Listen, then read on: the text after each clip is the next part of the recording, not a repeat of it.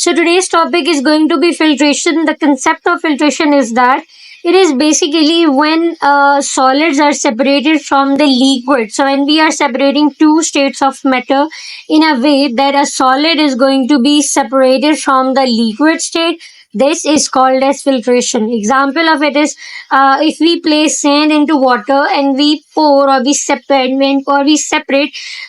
sand from water. This is to be done by the process of filtration. Also, we can say that when we are drinking tea, we are separating the tea powder from the tea by staining it. By pouring it into a stainer, we separate the tea from the tea powder from tea. This is to be done by the process of filtration. Here is the label figure of this filter paper. This particular tube or this rectangular type tube, this is called as funnel. We have to place a filter paper into it. It's better to wet the filter paper so that it would be set into this funnel. Next point would be here is a filter, here is a beaker. Within the beaker, we can spare water. How can we have it? Simply when we pour sand mixed water, then we can simply spare it that sand from water. Sand is going to be poured. It is going to stay over here at the bottom of this point or here at the funnel. Like this way. So this is called as the sand. This is actually called as residue. So in this particular residue, we can separate this solid over here. Now the pure material, the pure liquid water, it would be poured here into this beaker. So we can call it as filtrate. So now we have learned two concepts, that the solid which is separated from a mixture is called as residue. When we spare water, the pure form of liquid, this is called as filtrate. In this way, we can separate the two. Theoretically, we can say that the filtration can be used to separate a solid from a liquid. For example, solid can be separated from the water by filtration. This is to be done by the certain figure, by certain setup. Now, the substance left in the filter paper, that the solid material, is called as the residue, and the liquid who got separated is called as filtrate. So we can also say that in the process of filtration, we can separate residue from filtrate. So it can be used to separate two solids from each other, but there is a condition that at least one of the two should be soluble in water. Let us say I accidentally mixed up the powder of salt and magnet, and I intermixed it. Now, how can I separate it? We can met the one condition that water is soluble for sand or salt is soluble in water, but magnet obviously is not soluble in water. So let us say we pour all the material to this particular funnel. That funnel will keep the water soluble with the salt, so that the one that is soluble in water, we are going to place it over here. Or even there is a better technique. Let us say we have two powders. We pour the entire powder into this beaker. Now we keep on mixing it. Now salt will be soluble in water. The magnet will stay unsoluble. We can put a magnet over here, and that magnet will collect the remaining magnetic particles. Even we can do this with the sand and rock. So obviously, one of them, rock, is not soluble in water. It will be staying at the top. It will be separately available. However, the sand, if it is soluble in water, it will got mixed up with water, so that we can separate that sandy water, and rock will be available as a separate form. So that is how we can use this technique to separate the two mixtures, the two states of matter. The next point is going to be the crystallization. Crystallization is a process which is used to separate solute from the solution. So you should be clear that a solute is that material which is always present in the least concentration. Solute is always in the bigger. Also, you can say that solute is the one that is soluble in a solution. However, the one that is present in the lesser content, that is going to be the one that is going to be soluble in a mixture or in a solvent is called as solute. Example of it, we can use it to separate sodium chloride from sodium chloride solution. This is basically common table salt. Now we can separate it from this solution. Actually, in a simple words, what they are saying is that how can you separate salt from salty water? You can simply separate it by for this process you would need this container. Simply you are going to heat it, water will be evaporated. The staying solid material over here will be the crystals of salt. So we can say that the solution is heated in an evaporating basin. It will boil off some of the water. Water will be evaporating until an almost saturated solution is formed. So saturated solution is the one that is the concentrated one. This can be tested by dipping the glass rod into the solution and seeing if crystals form quickly its surface when it is removed. So simply what we need to create crystals. Crystals would be staying right at the bottom of this container while the liquid, the solute or the solvent will be evaporated. However, gradually as soon as we are evaporating that salty or sodium chloride water, water will keep on evaporating. The thing it left us with is the crystals of sodium chloride salt. The Bunsen burner is then turned off. The Bunsen burner is then turned off. The Bunsen burner is then turned off and all the crystals are allowed to form as more water evaporates. Ultimately, it will be cooled down. So, what gradually water keep on evaporating at the bottom of the container, we got crystals. As soon as water keep on evaporating, at the end we are left with the crystals. What the crystals are, they are actually the salts and we need it. So we should let it cool. In exam, they could ask you, let us say water is present in the crystals of those salt. Should we boil it? Should we rub it with the tissue paper? No. You should allow to set it at the room temperature.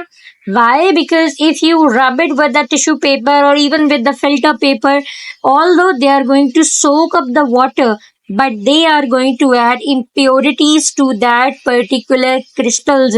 And when they are adding impurities to those crystals, your purpose of purifying the salt would be all ruined. So in order to avoid breakdown of the crystals as well as in order to avoid addition of impurities, we should not allow the people or student to rub those crystals with the filter paper or anything else because that is going to spoil the experiment. So we should allow it to stand at the room temperature. As soon as it is standing at the room temperature, it will be purified gradually. Next point is making pure salt from the rock salt. How could you purify it? How could you spare it? So we can use filtration and crystallization to obtain pure salt from the rock salt. What is it? They are trying to say is that nothing is available in its pure form. We have to extract it. So, rock salts consist of salts who are contaminated by various earthy and rocky impurities. These impurities are definitely not soluble in water, but here we can apply that same strategy. Like if rocky salt is present, within that rocky salt, that rock part is not soluble in water. However, that salt part is soluble in water. So we can dissolve it. Now that salt material will dissolve in water. However, we can separate the other solid form or other matter because it is not soluble in water. Water will extract salt. However, the insoluble rocky part, we can stain it and then we can spare it. The next point is going to be simple distillation. The idea of simple distillation is that we are going to separate two mixtures. We can simply separate the components of a solution even at the basis of their distinctive or variable boiling point.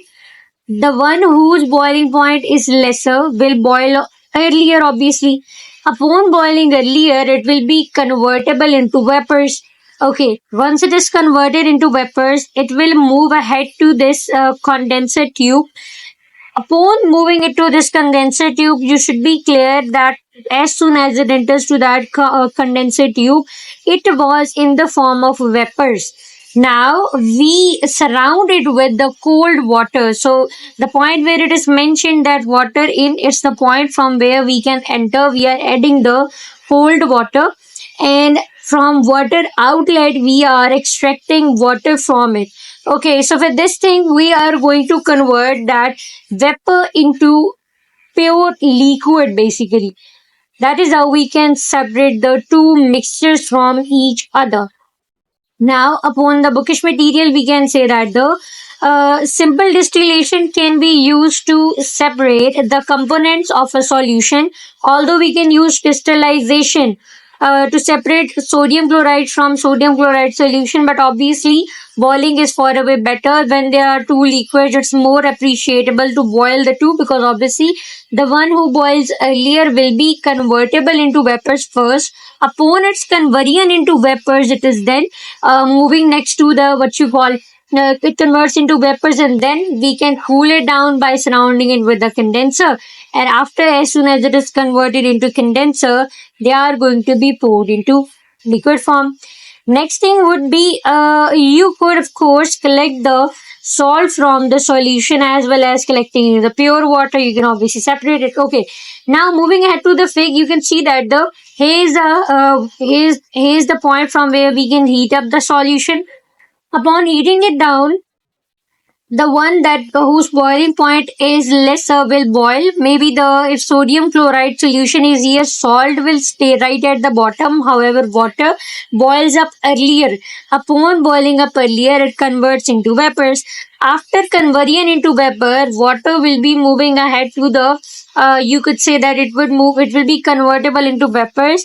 And once it is convertible into vapors, we can surround the condenser tube with far away cold water. You can surround it with as much cold water available as possible.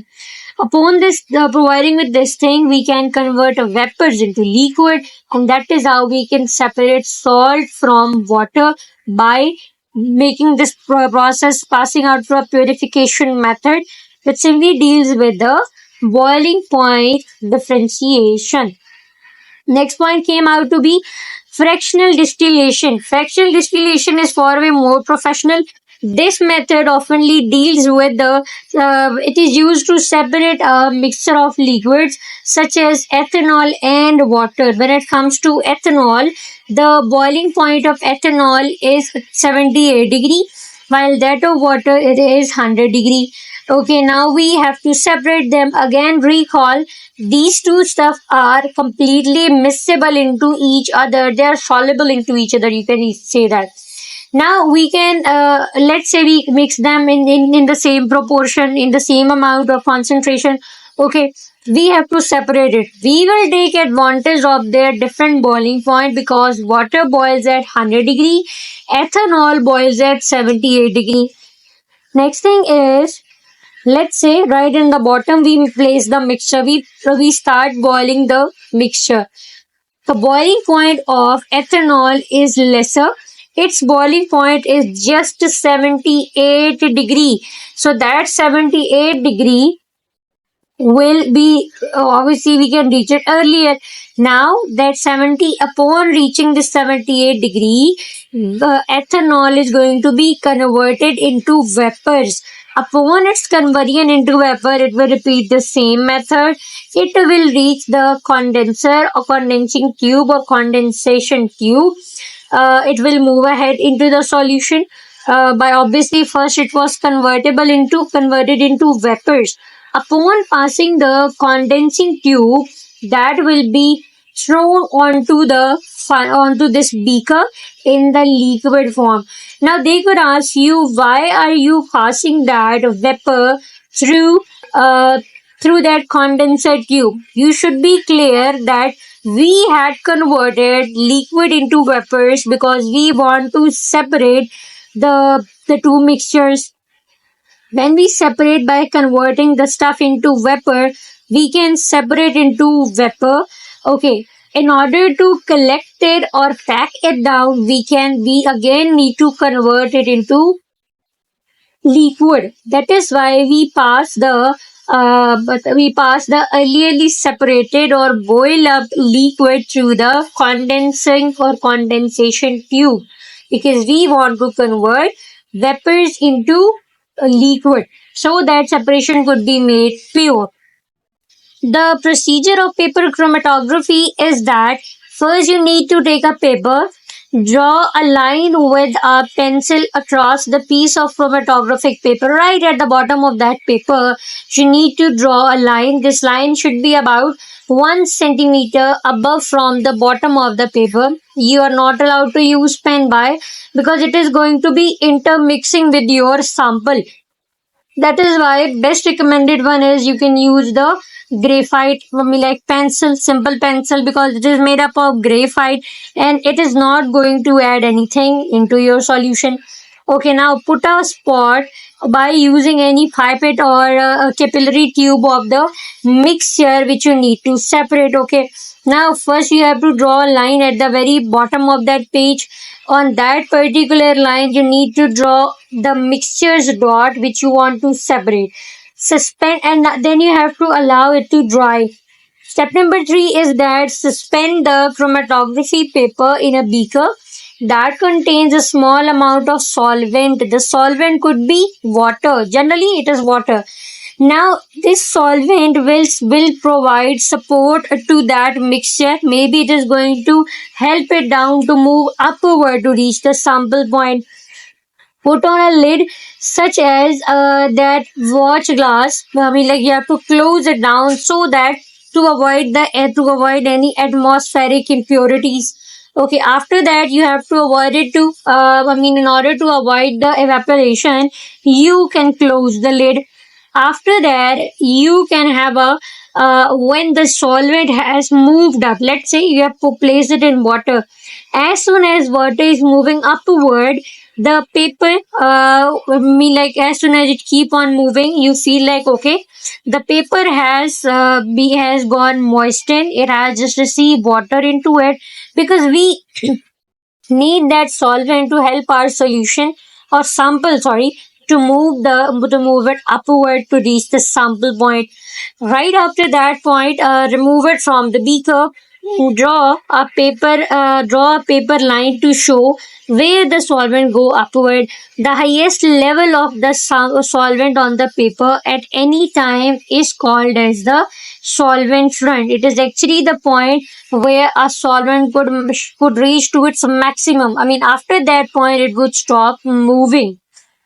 Now, leave paper to dry, allow it to dry so that if it is water or it would evaporate, and we are left with the sample to make analysis with. From the solvent, we can use water or maybe any non-aqueous solvent we can use somehow. Can be any other thing we can use. Generally, in most commonly recommended, we use water. Now, which solvent you use, it depends upon what substances are you going to separate. If we are dealing with the separation of sugar, we can use water, because obviously we need help of that water to transport it upwards. So that depends what are we dealing with. Now, let's say there's another thing that dies after reaching that main point. That dies that makes up mixture will be different in two important ways. Why? Because the affinity, the attachment they have for the paper, it is like how are they going to stick onto the paper. If they are going to stick onto the paper, it will be quite harder for them to move upward, so that they would take lots of time to reach to the maximum travel of time, or they will take much time to reach the reference point. Okay, next thing would be what you can do is how soluble they are in the solvent which moves up the paper. So either are they really soluble, either are they insoluble. So why we are needing it, we are requiring that dyes to move as fast as it can, so that one can spare the one can reach the sample point, and we can make an idea like how substances are separating. Next point is, let's say there is a point C. Point C could be a sample point. Either it was not very soluble in the solvent, or it has a very high affinity for the paper. Both conditions could be possible. On the other hand, if we have spot A as shown in the fig, we move ahead.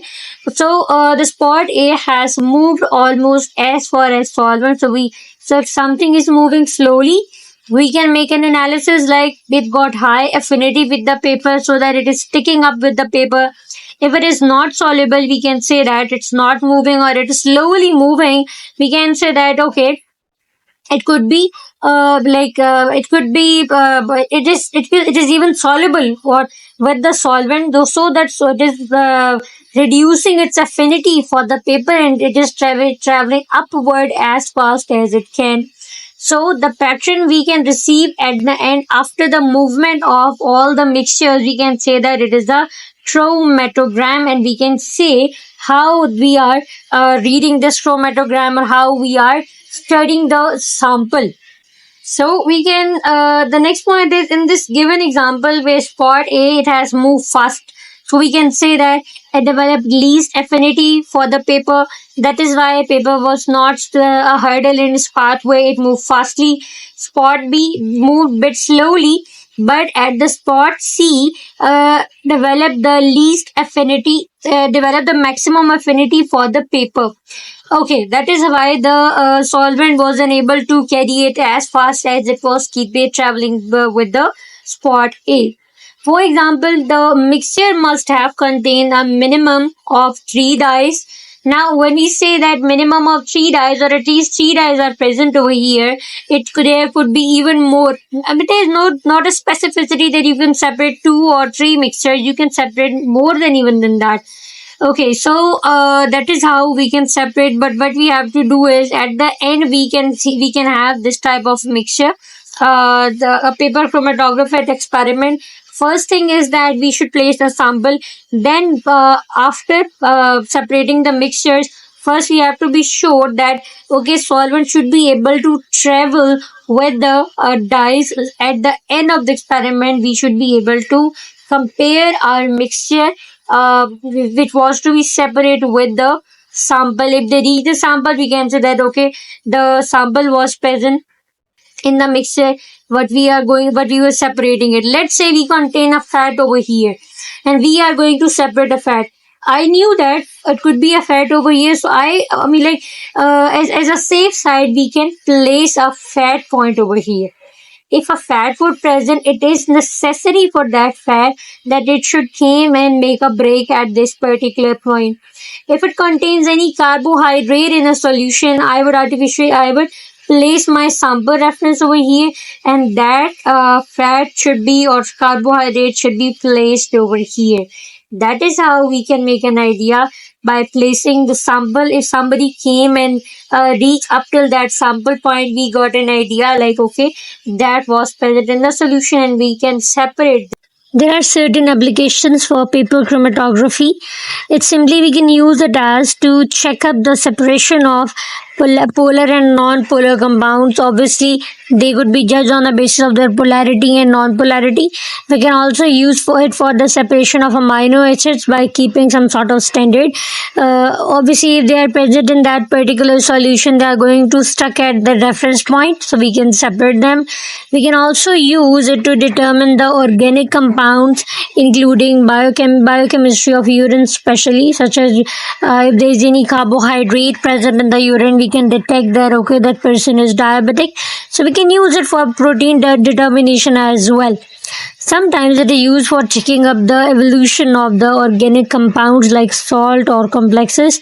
Again, by looking up its attachment to the paper, we can make it relatable, like comparison of that particular compound with the reference substances. So we can detect the biochemistry. We can detect presence of some amino acids, protein as well. We can check out the polarity and in non-polar substance presence.